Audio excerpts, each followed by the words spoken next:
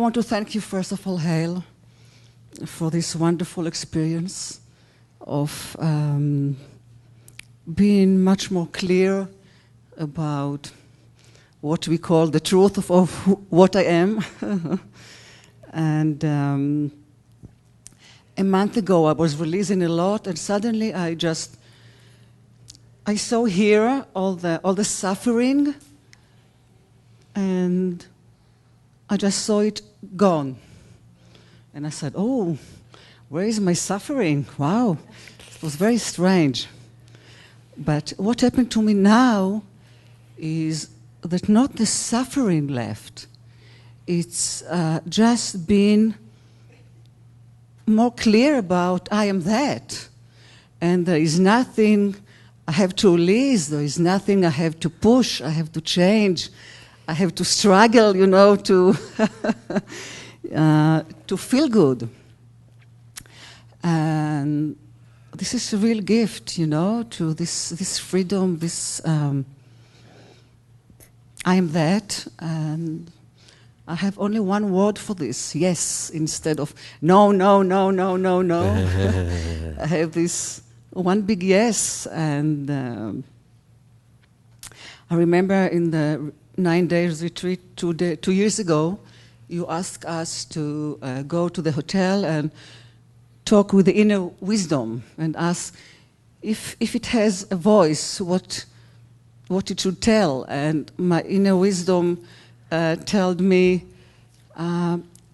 embrace life, allow them, embracing you. You are going to a great adventure, and a great treasure is waiting for you. So my mind went, oh, a great treasure, I'm going to have a lot of money. But I really found the great treasure of love, of just loving life, not hating it, not struggling it. And it is the most treasure of all. I remember in the book of Hermann Hesse, Siddhartha said, for me, understand about life, know all the why, and it's not important. I leave it for other people. For me, it's just love life and accept them. They are. They eat. Yeah, you say eat. In Hebrew, we say life are. Okay. Mm-hmm. So I found this treasure, which I was looking all my life. Just say yes to life.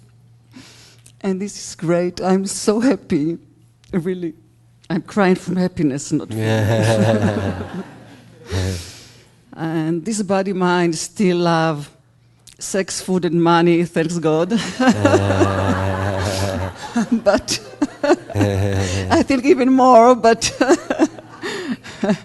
there are a lot, it's just freedom, with life, just much more freedom in life. And in Israel now we have a beautiful releasing community, I want to tell you. People start already to release by Skype and by themselves. And I see the people releasing. They hold a lot of suffer there in Israel, a lot of pain. Everybody has someone who killed, who died, who, I don't know, who got wounded. And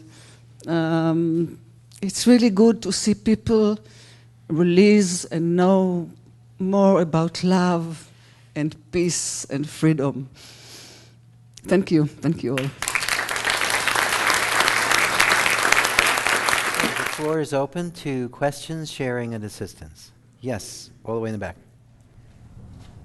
The exercise we did last night, thank you. Which one?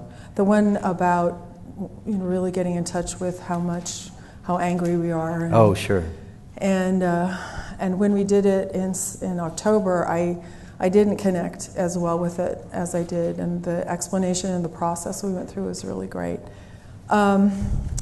I feel I had on New Year's Day, what I thought was just an incredibly, used to call it my crusty nugget release.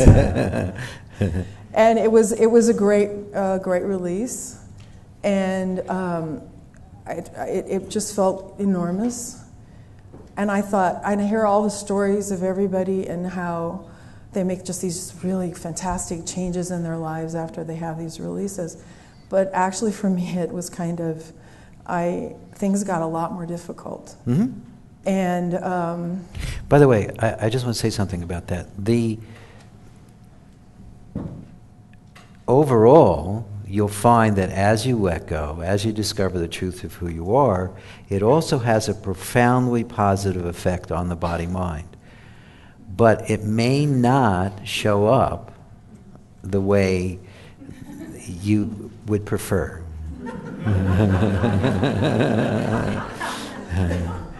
Because, again, our conscious intent is not always in alignment with what's for that body-mind's highest and best good.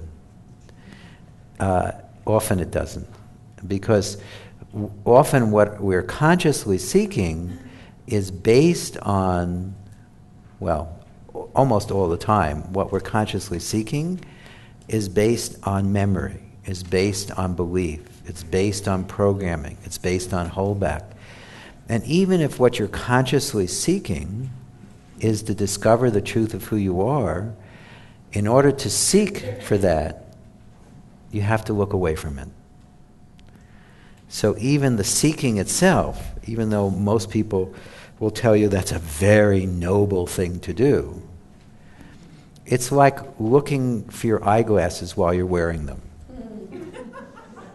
Which everyone in this room who wears eyeglasses has done. Or it's like looking for your keys when they're still in your pocket. Or in your hand even, yeah. Where did I put the keys? I know they're around here somewhere. Or it's like, it's basically ignoring what is in order to try to find what is. So sometimes what happens as you let go is the inner structures, the illusory structures you've built around what you call your life will come unglued when you get a big insight. yeah. I mean, Lester even talked about that. When he noticed that the physical wasn't the whole 9 yards, his body literally shook for days. And I've had that experience too. I remember releases where they were just amazing releases, but for days it was like everything felt just like, kind of out of kilter, because there was so much shifting. So if that happens, I recommend several things. First off, allow yourself to be compassionate with yourself. And also allow the process to unfold as it does. A lot of us want to hurry it up. Anyone here ever tried to hurry up the releasing process? Everyone in the room. Because we think there's an other side to get to. But there's nowhere to go. There really is nowhere to go. Part of the reason it takes 9 days is because we're so habituated to think that it's about doing something different, gaining something, losing something. And it's not about any of that, no matter what you told yourself or anyone else tells you. And so if you find that it feels temporarily like your life is unraveling, what I recommend you do is give that space to unfold. If you fight it, it will only seem to unravel more. If you simply allow the process, you'll discover that the only thing that's unraveling is something you didn't need anyway. Which sometimes could be, for instance, a relationship that hasn't served you for 20 years. A job that you've hated for 10. A physical problem that you've lived with for a really long time may temporarily get exaggerated, and by the way, if that happens, still get medical attention. It's not a substitute for that. May get temporarily exaggerated as it dissolves. And there's nothing wrong with that.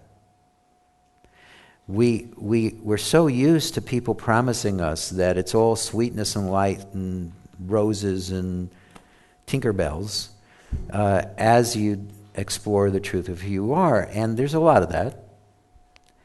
But sometimes what comes up is everything to the contrary. And we can either fight it like crazy, or we can be loving and compassionate with ourselves as we welcome whatever it is that's arising. And that would be my recommendation. Because it may not stop the process, but it will certainly aid it, and it will certainly make it easier on you. So go ahead. Well, that is right. And I felt like the piece that everything else was hanging off of was gone. Yes. And so everything else was just kind of going, oh, what do we do Right. with all my other weirdnesses? And Right. And it gave me lots of chances to release when I could remember enough to release. And actually I did have some good ones, but I found I was really angry a Good. lot. And then I would flare out at people. This question, are you the type of person who's usually comfortable expressing anger? It's just always a struggle for me. Right. Yeah. So that's another thing you'll find will happen, is as you let go, this is not a straight line process, by the way, but if you remember the chart of emotions, it's apathy, grief, fear, lust, anger, pride, courageousness, acceptance, and peace. Everyone has all those energies in them all the time. And in varying degrees, they're manifesting. But one of the things I've noticed is as you let go, especially if you've kept yourself in apathy, grief, and fear, you might feel really uncomfortable as you move up to lust, anger, and pride. Because you're used to ignoring those. You're used to keeping your energy below that. So at first, you might be a little more expressive about your anger. And honestly, that's okay. Things just simply go into balance. If you're the type of person who's already overly expressive with anger, as you let go, you'll probably get a lot less expressive. If you're the type of person who can be a little mousy or a little sweet when you really want to rip their heart out, then you'll start being a little more expressive. And again, it's temporary, but it's just all part of coming back into balance, and it's completely normal. I'm beginning to see that now, and so for the beginning of the retreat, I felt, I did couple really good releasing things over the last couple months, but a lot of it I just felt like I was staying really on the surface, and I would start to welcome, and then I couldn't follow through. I was having a hard time with that. And I felt like I was doing that for the beginning of the retreat as well until last night. I just didn't feel like I was really connecting with anything that was going on. And then last night, I think when you were talking about, and Pam was it Pam or Deborah? I don't remember now. Was up here and talking. Actually, Pam didn't get to talk very much. She talked a little. And then she got to be window dressing as I worked with the whole room. We're talking about not wanting to hurt anyone, and then about how we really, on some level, want to kill everyone. Yes. And so when you were doing the release about that, and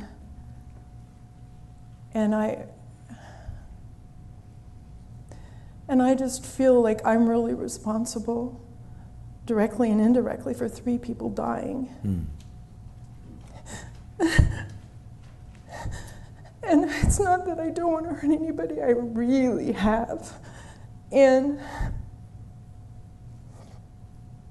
no, it's a story and it's not personal intellectually, but my heart doesn't get it. No, that's totally fine.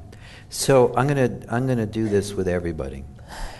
Everyone, think of something that you've been blaming yourself for. It doesn't matter whether you deserve the blame or not. Most of us, we could actually do an entire 9 days on blame and shame. Because the blame and shame game is extremely popular. And so everyone welcome up within you something that you think you did wrong or you admitted doing that caused harm to yourself or someone else. And by the way, if more than one thing comes up for this, that's okay. Just welcome all the supposed times where you did something wrong. All the times you let someone down. All the times you let yourself down. All the times you didn't follow through. All the times where you're ashamed of what you did or didn't do. And also welcome all the blame you have for yourself for that. Could you just let it be here?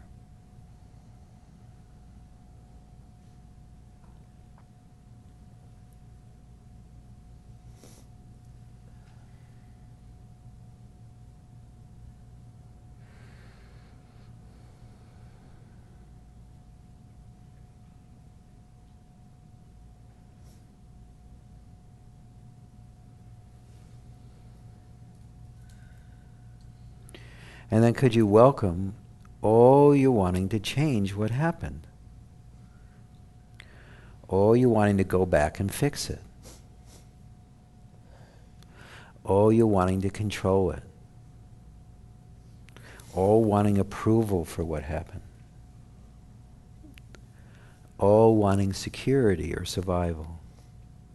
And all wanting to be separate or one? Could you just simply welcome all of that? And then could you especially welcome all your desire to punish yourself for what happened? Whenever we feel shame or guilt, it's an IOU for punishment. And so we either manifest punishment from within or without, or both, because we think we need to. There's no escape from that. So could you welcome all your desire to punish yourself for what happened?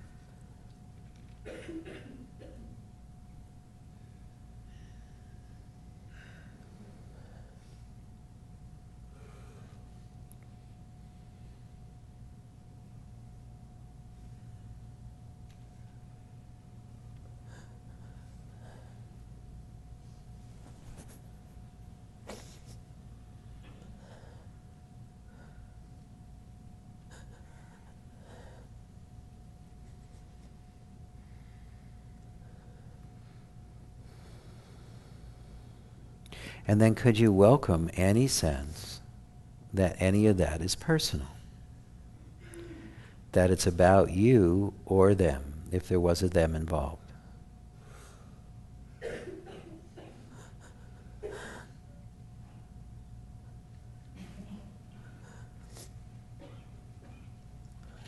And then as best you can, just for now, could you let go of wanting to punish yourself?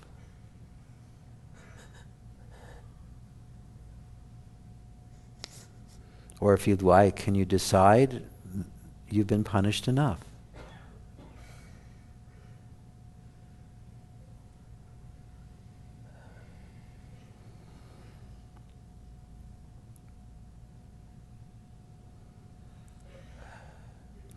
And then in this moment, could you welcome any sense that you did something wrong?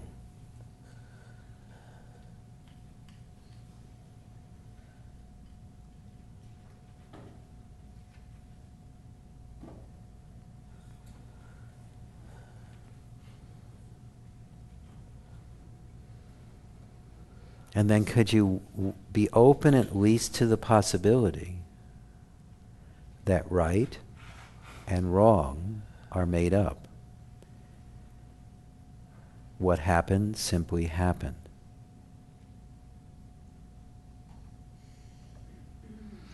And then could you allow yourself to welcome any sense that you did or didn't do something wrong, that it could have been different than the way it was. Could you just welcome that?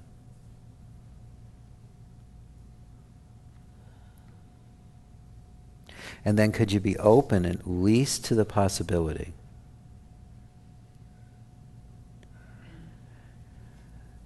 that it was neither right or wrong?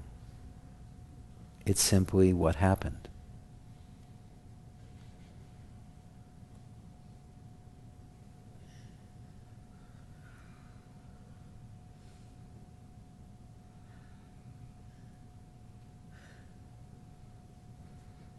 And again, could you welcome any sense that you did something wrong or didn't do something that you should have done? And then could you be open to the possibility that what happens, happens, and it has nothing to do with a you?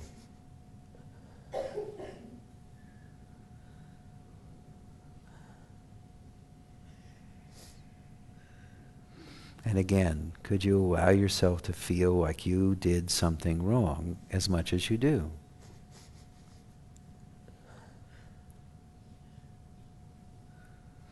And then could you be open at least to the possibility that there is no you to do right or wrong? That what happens simply happens.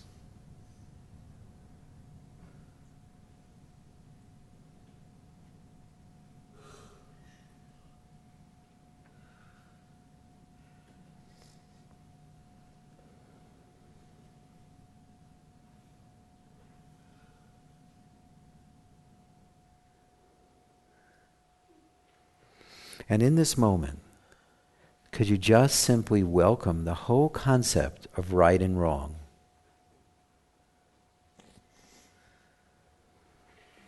Most of us have enough concepts about right and wrong and beliefs about right or wrong to fill several encyclopedias. And if we compared notes, we could probably fill a few libraries. So could you just simply welcome the whole belief in right and wrong? Could you really welcome that in?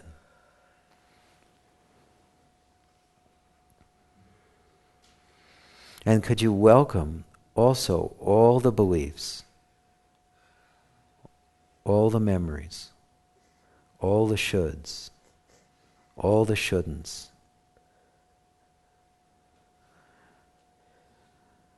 all the feelings associated with right and wrong?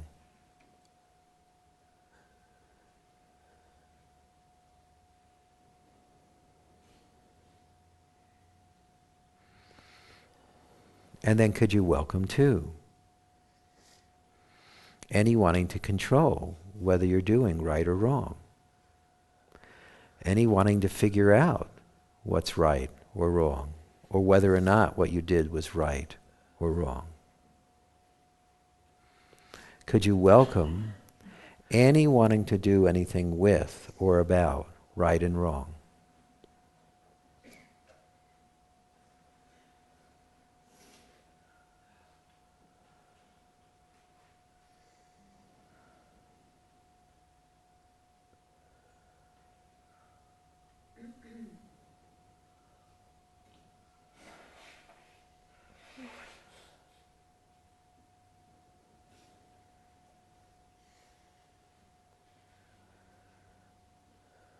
And then could you welcome too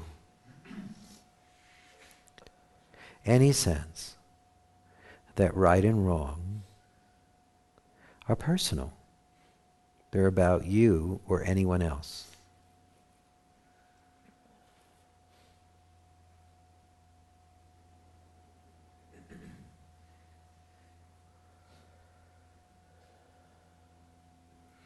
And then could you welcome what is right here, right now?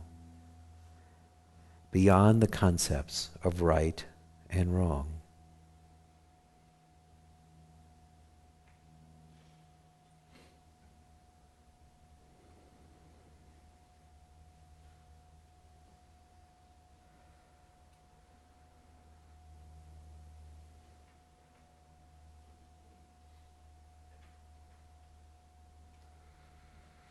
Now allow yourself to think of something specifically you think you did wrong. And in this moment, could you allow it to appear as wrong as it does?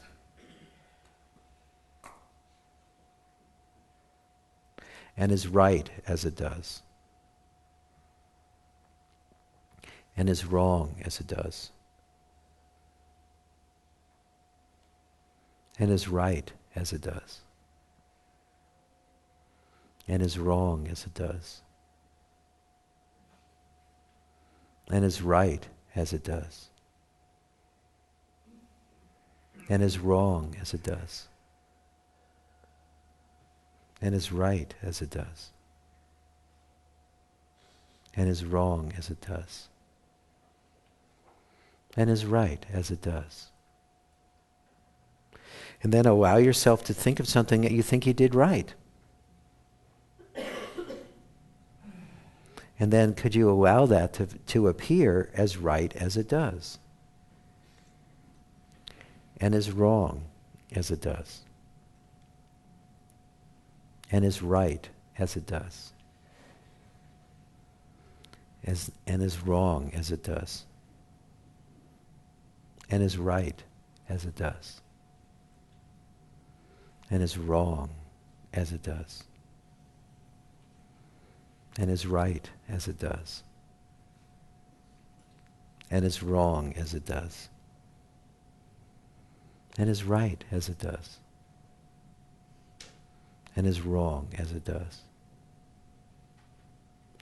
And then in this moment, allow yourself to simply look through the illusion of right and wrong and notice what's actually here now.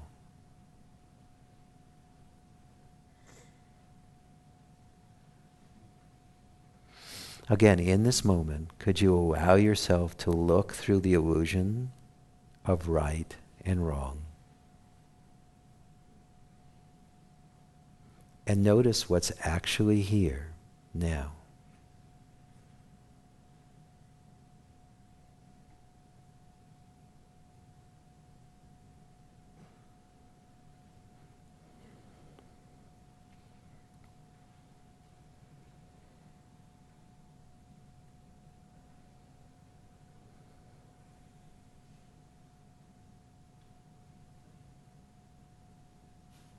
Okay, great.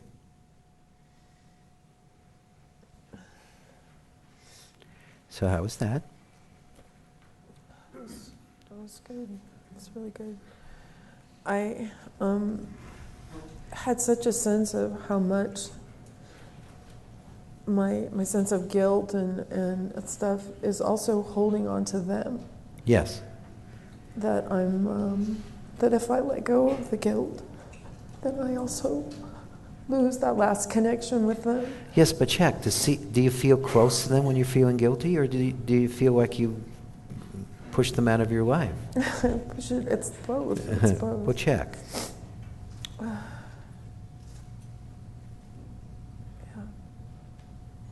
They're not out of my life anyway. The reason I ask you that is that in my experience, when we're grieving for someone or we're feeling guilty, we're holding on to some emotion to try to connect to someone we've lost. It's actually doing the opposite.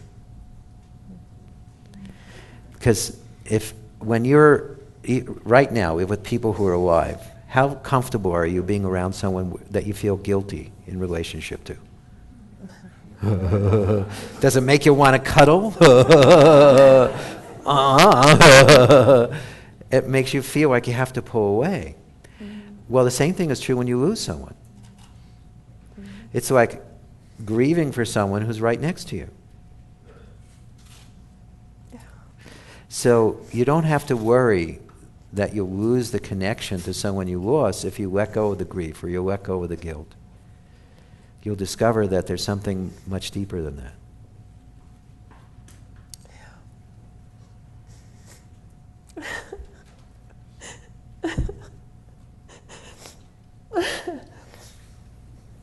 I'll keep going for the Kleenex. Good. That's why we have boxes of them.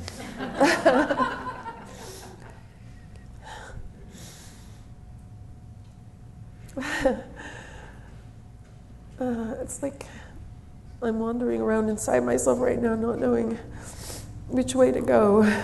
Well, just stop wandering for a second and notice where you are.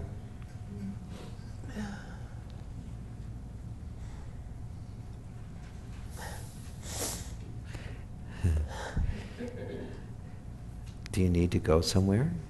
No.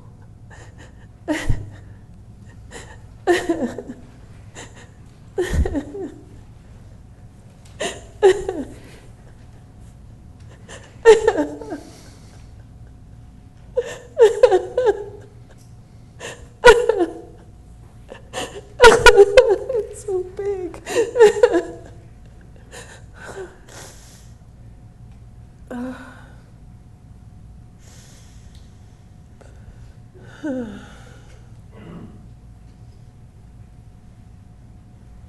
Is it actually big or is it beyond size? It's beyond size.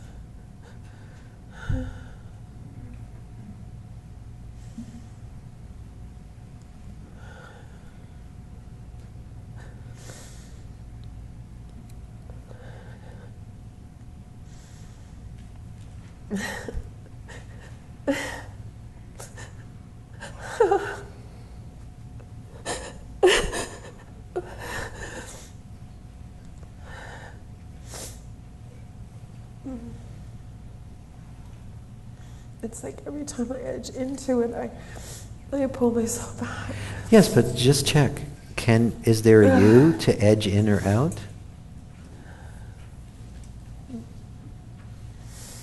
No. It's like my brain just keeps wanting to go back into controlling it. Yeah, how much control do you actually have? Not at all. Right.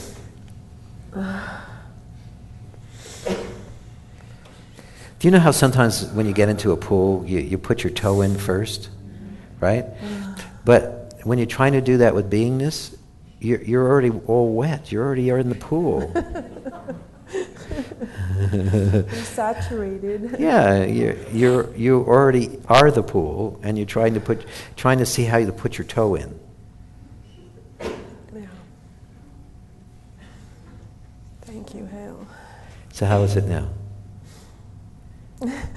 It's really good. Okay.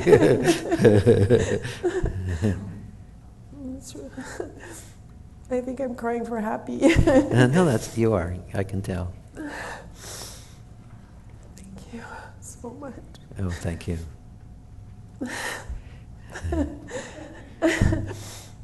Actually, just sit there for a second. I just want to say something to the group. This must be a pattern. But at any rate, the other thing I want to say for the few minds in the room that are still struggling with the fact that there is no right or wrong, it's first off, it's not licensed to go run amok.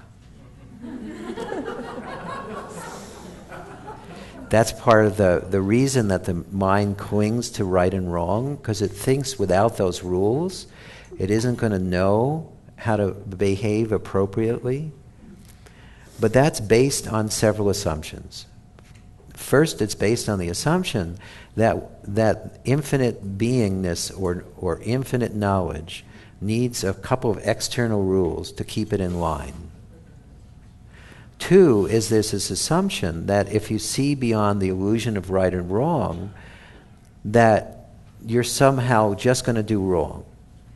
But in my experience, the more you see through all those rules and regulations, all those beliefs that aren't true, the more the body-mind naturally does things that are for the highest and best good of everyone and everything. You know, people also worry, what happens if a terrorist learns how to release?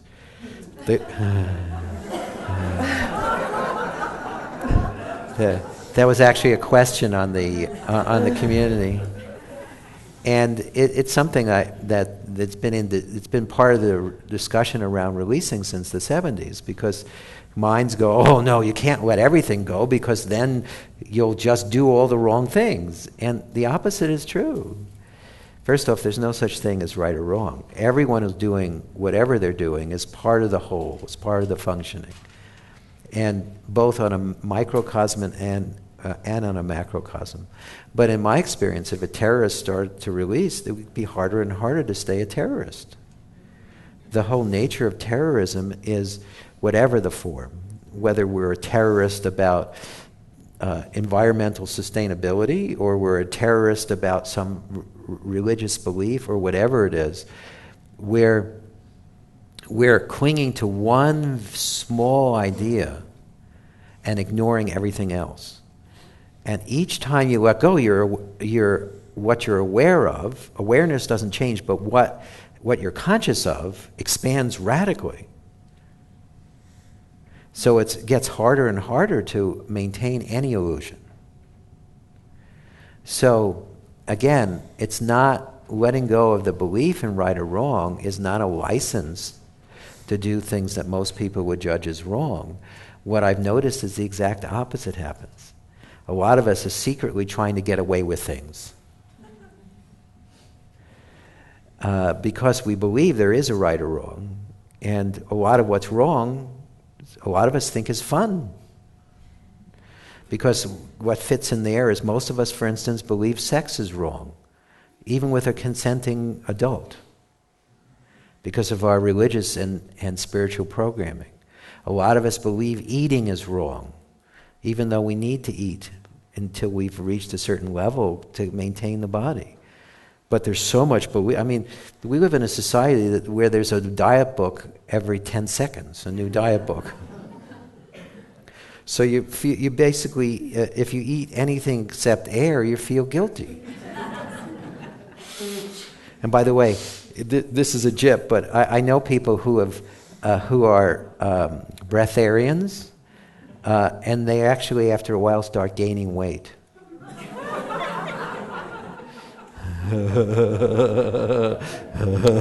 Which is a real jip.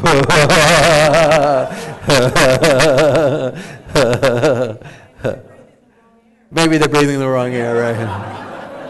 That's right. Fattening air.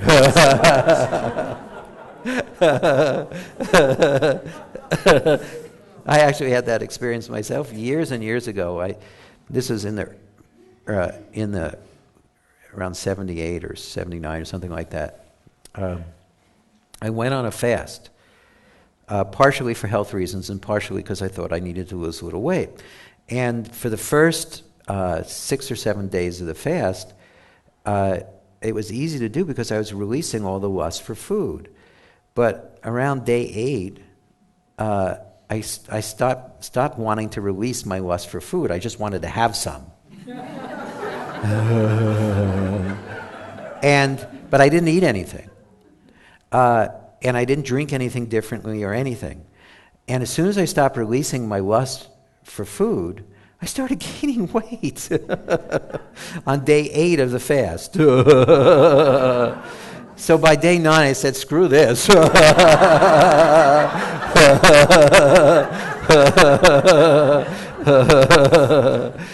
If I'm going to gain weight anyway, I might as well enjoy myself. So just know that releasing beyond these concepts is not going to get you into trouble. What gets you into trouble is living by concepts. When we're living by concepts, instead of looking to see what's appropriate right here, right now, that's when we get ourselves into trouble. We're trying to base what's appropriate right here, right now, on something that may or may not have worked in the past. Often we're basing on things we know didn't work in the past, but we figure we just didn't do it hard enough. We didn't do it long enough. You know, that Einstein's definition of insanity is doing the same thing over and over again and expecting a different result. If that was actually true, there are 7 billion insane people on this planet. Because every one of us have things that we do over and over again, hoping that someday it will work. Even though we've seen many, many times it doesn't work. And that's all based on doing things based on belief or rules, as opposed to reacting spontaneously to what's appropriate here and now. Okay? Yes. Great, thanks. It's fine. Oh, sure.